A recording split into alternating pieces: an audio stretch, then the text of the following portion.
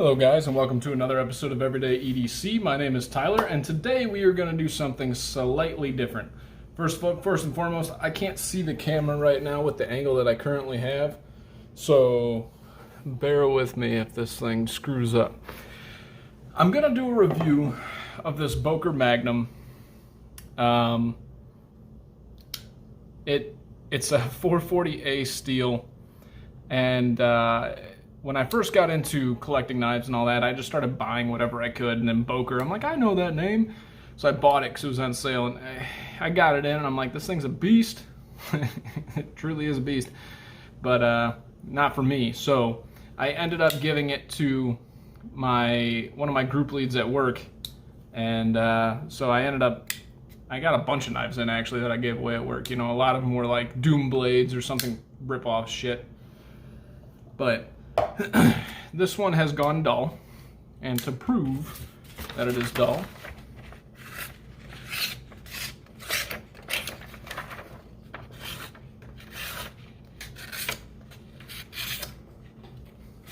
make sure that we can see what we're doing here. All right, to prove that it has gone dull, I mean, it's dull as shit.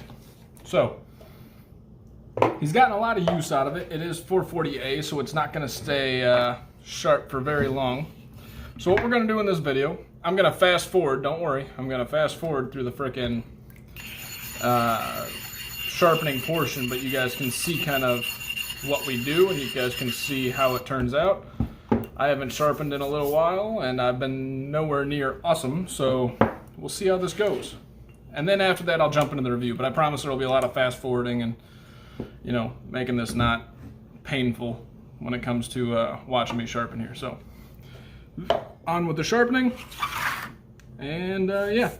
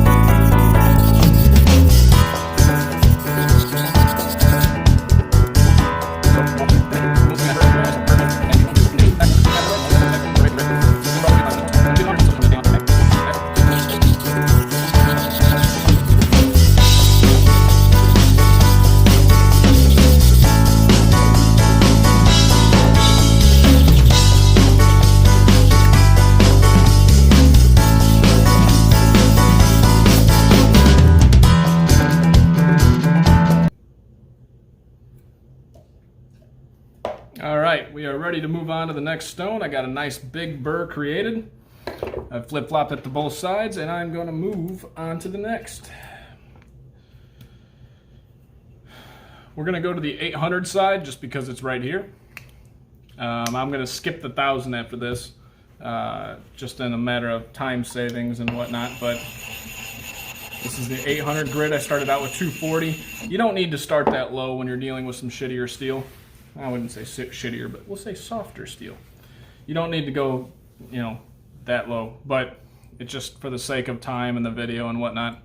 So you can tell I'm checking for the burr. I can feel it all the way across here, and we're good. So let's move on.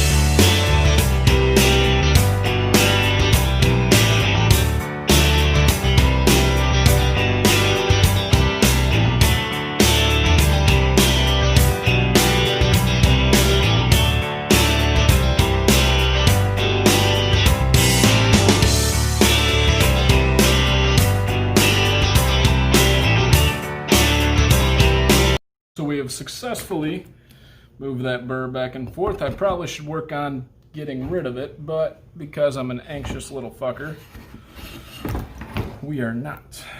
I'm gonna move on to the 1500 grit.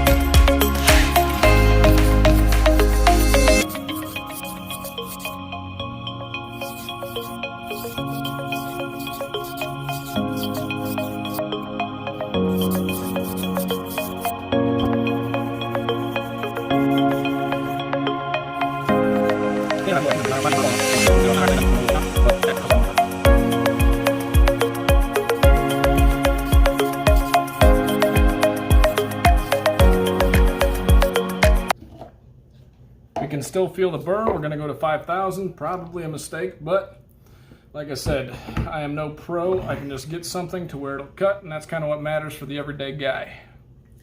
At the end of this, I should be able to take hairs off my arm. That's the long-term goal. And as you can see here, I got a little spot here, and that actually causes some friction as I'm going, but that runs through the whole stone. It came like that. I should have sent it back, but I was too fucking new to know. So.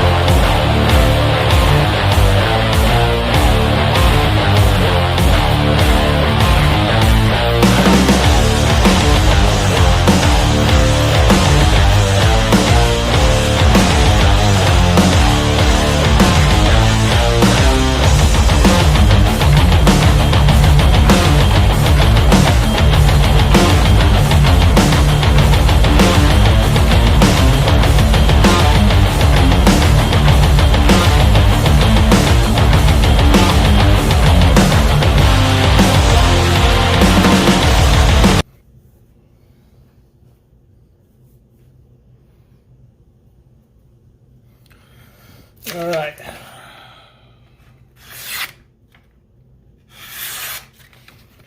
Pretty good. Now I'm going to take it on a couple passes on this strop. This is a 0.5 micron. It's a homemade strop. So this will just hone it in just a little bit. We're just going to take it nice and slow.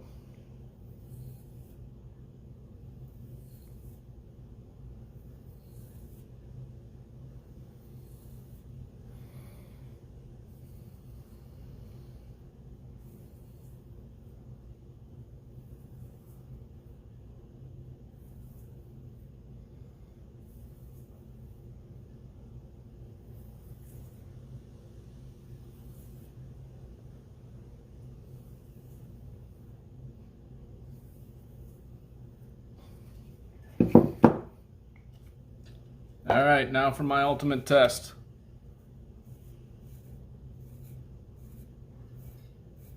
As you guys can see there, it took off hair pretty willingly. I'm gonna make a couple more passes and see if I can make this guy shine. Not really shine, but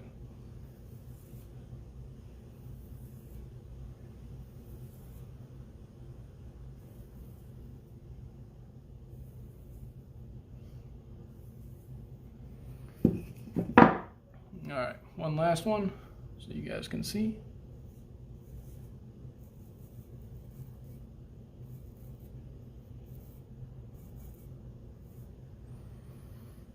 All right. All righty. It's not a gorgeous looking edge, but that's what you get when you come to Tyler's hand sharpening fucking school. All right. Let's move some of this out of the way. Let's jump into the review of this bad boy.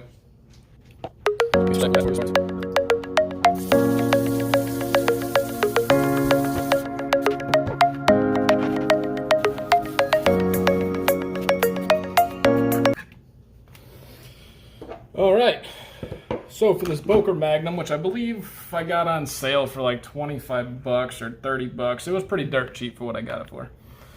I'm not really sure what they're going for. That was on Blade HQ about 7 months ago, but take that for what you will. So let's start with the blade stock thickness. 130 thousandths. You guys can't see because it's kind of far away. Now let's see what I did behind the edge here. Got about 20 thousandths. 20 thousandths behind the edge.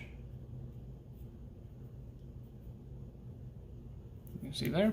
The overall width coming in at about 1/2 inch. This is a fairly large knife. Let's see the overall height. Height at the maximum is 1 inch and 670 thousandths, or 1.6 inches. Let's go into a weight for you guys.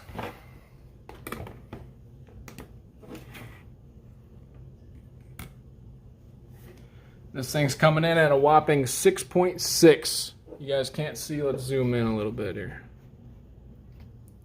There we go. All right, coming in at a whopping 6.6. This is a big boy. Last but not least,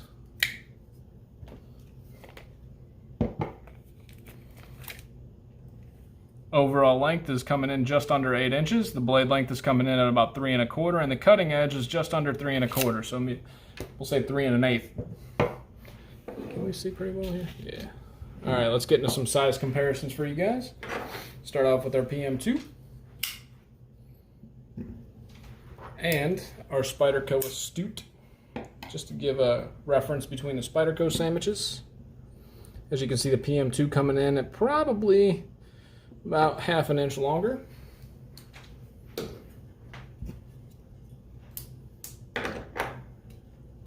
Feldspar sandwich.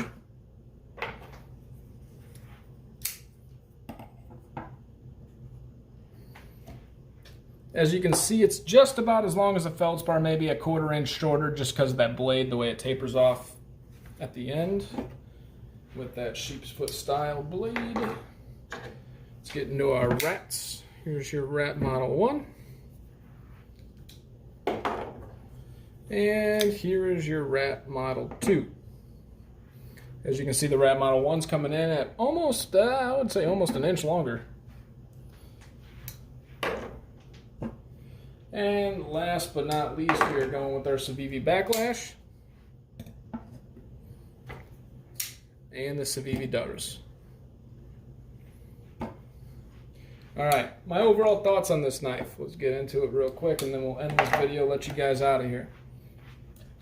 My overall thoughts on this knife. So, as you can see, it's a good working tool. The guy using it loves it. He's not a knife guy, but he's used the living crap out of it, which is awesome. So it doesn't matter as long as the knife cuts, right? I gotta clean this shit up. So, in hand, ergonomic wise, this actually feels pretty darn good. You're locked in really well here. You can definitely do some harder work.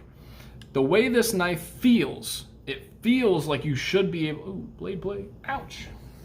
It feels like you should be able to do quite a bit of heavy duty work with this guy, considering, you know, I made it too tight.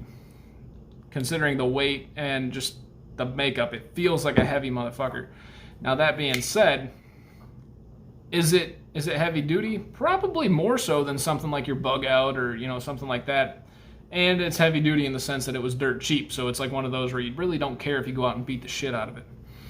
Unfortunately, there's only one side for the pocket clip, and that is on this side, which is a left hand, it looks like.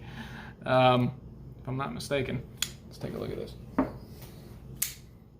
No, that's right hand. But it's tip down only, which sucks for some people. Lefties, don't rejoice, because this isn't something that you can mount the pocket clip on the other side, because that's not the way it's built. The pivot screw is a T8, and these body screws appear to be a T6. I'm not going to take it out of there. You got this lanyard hole. That's unobtrusive, not a big deal. You got some jimping, little bit of jimping right here, and then some useless jimping back here. The action on this, just because I tightened it up and it's gritty from it, it's not very good, but over there I was able to open it kind of with the 2-finger and then the roll. But the nail nick here is really the way you're supposed to open it. It's like this gentleman's knife style type of thing. God, that blade looks awful as far as my my grind. It looks fucking terrible. But I did have to reprofile it because I went down. It probably started at a I would say a 35 or almost a 40 degree inclusive. I probably took it down to about a 25 to a 20. That's just gauging on what I normally sharpen at. Again, not the most beautiful of edges, but it does the job. So we'll get past that, and you guys can forgive me for that. You can see I kind of screwed up some of I was rolling when I did that. But anyways, not a gorgeous sharpen at all, but it does the job. Yeah, can I recommend this knife? I mean, if this is your style knife, you want something big, beefy, just like, and this feels heavy as shit in your hands, and something that you don't feel like you're gonna break when you use, yeah, get this knife. It's dirt cheap. It's got 440A steel, which is, I don't even want to call it a budget steel. 440A is kind of like, below budget. It's one of those steels that people tell you not to mess around with, you know, just because the edge retention on it sucks. I believe it is stainless, but that is what it is. So the fit and finish on it, it's not bad for a $20 knife. I mean, everything kind of lines up fine. There's no gaps, no pockets anywhere. Yeah, and like I said, when it first came, the action on it was smooth enough to really just be able to do this smoothly and open it up. But because I got to adjust the pivot, probably take it out, clean it up a little bit. After sharpening and got some of that crud and grime in there, it's not a big deal. So this is the Boker Magnum. Like I said, can I recommend this knife? If you're looking for something cheap that you can beat the shit out of, really beat the shit out of, this is your knife. Other than that, it doesn't really offer much to the community as far as what we're really into at this point in time. And as you can see, this blade is not centered at all. I might have to work on that as well. Let's see here. Yeah, what the fuck? So, yeah, anyways, guys, this is the Boker Magnum. Thank you guys so much for watching. I know it's been a longer video. I'm going to try to shorten it up in some editing stuff, but we'll take it from there. And you guys stay sharp, stay safe, have a great fucking day.